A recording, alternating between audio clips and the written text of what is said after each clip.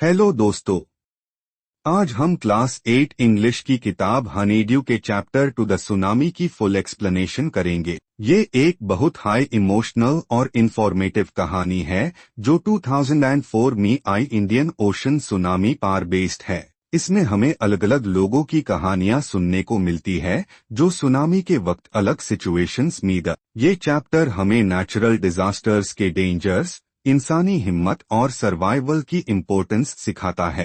तो दोस्तों, वीडियो को एंड तक जरूर देखिए क्योंकि इसमें हम हर कहानी डिटेल में समझेंगे और इम्पोर्टेंट लेसन्स भी डिस्कस करेंगे।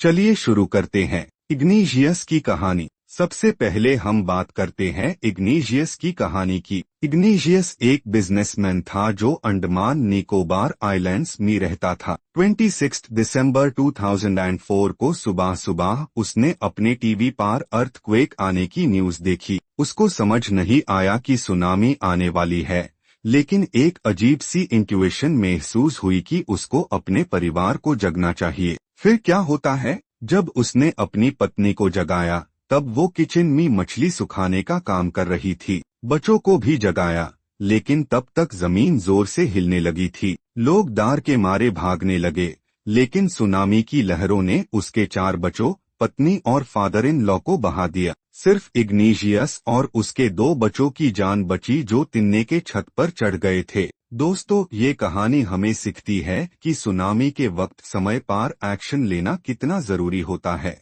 संजीव की कहानी। अब बात करते हैं संजीव की कहानी की, जो एक पुलिस ऑफिसर था और पोर्ट ब्लेयर में रहता था। जब सुनामी आई तो उसने अपनी पत्नी और बच्चों को एक पक्का मकान में भेज दिया, लेकिन उसने देखा कि उसकी पड़ोसन जोहाना समुंदर में डूब रही है। संजीव बिना सोचे उसको बचाने के लिए पानी में कूदता है, लेकिन वो खुद सुनामी की लहरों में बह जाता है और उसकी मौत हो जाती है। दोस्तों, संजीव एक सही पुलिस ऑफिसर की तरह अपनी ड्यूटी निभाता है, लेकिन इसके चलते उसने अपनी जान गंवा दी। ये कहानी हमें ब्रेवरी और सेल्फलेसनेस सिखाती है। मेघना की कहानी। अब बारी है मेघना की कहानी की, जो 13 साल की लड़की थी और सुनामी के वक्त समुंदर में बह गई थी। जब सुनामी आई तो उसने देखा कि हर जगह लोग डूब रहे थे। उसके मम्मी पापा और भाई बहन सब लहरों में खो गए। मेघना पानी में तैरती रही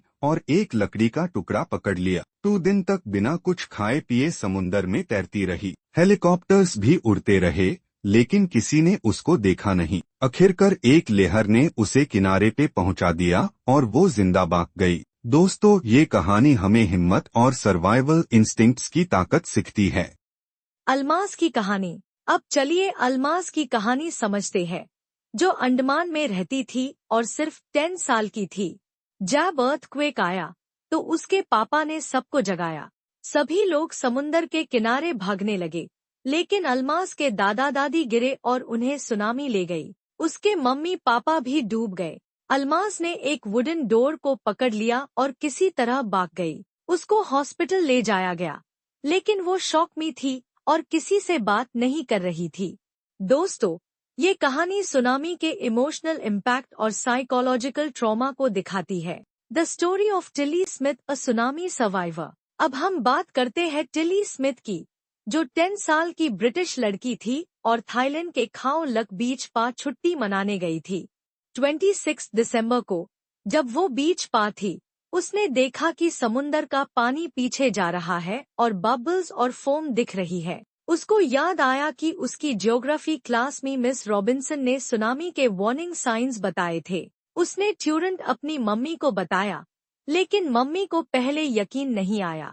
लेकिन जब उसने देखा कि समुंदर अजीब behave how animals sensed the tsunami. दोस्तों, साइंटिस्ट्स ने देखा कि सुनामी के वक्त बहुत सारे जानवर पहले हाई सेफ जगहों पर चले गए थे। एलिफेंट्स पहले ही ऊंचाई वाली जगहों पर चले गए। डॉग्स ने अपने मलिक को समुंदर के पास जाने से रोका। फ्लामिंगोस पहले ही समुंदर से दूर चले गए। जिराफ्स और गायें भी पहले हाई जंगल में चले गए। इसका मतलब ये है कि एनिमल्स के पास एक नेचुरल सेंस होता है जो उन्हें डिजास्टर्स का पहले से पता चलने में मदद करता है। Moral of the story. दोस्तों, अब बात करते हैं इस चैप्टर से हमें क्या सीखने को मिलता है। सुनामी एक डेंजरस नेचुरल डिजास्टर है, लेकिन अगर हमें पहले से वार्निंग सिग्नल्स का पता हो तो हम अपनी जान बचा सकते हैं। हिम्मत और पेशेंस इंसान की जान बचा सकती है, जैसे मेघना और टिली की कहानी दिखाती है। नॉलेज बहुत जरूरी है जो टिली ने सीखी। सेल्फलेसनेस और ब्रेवरी हमें एक दूसरे की मदद करने की ताकत देती है।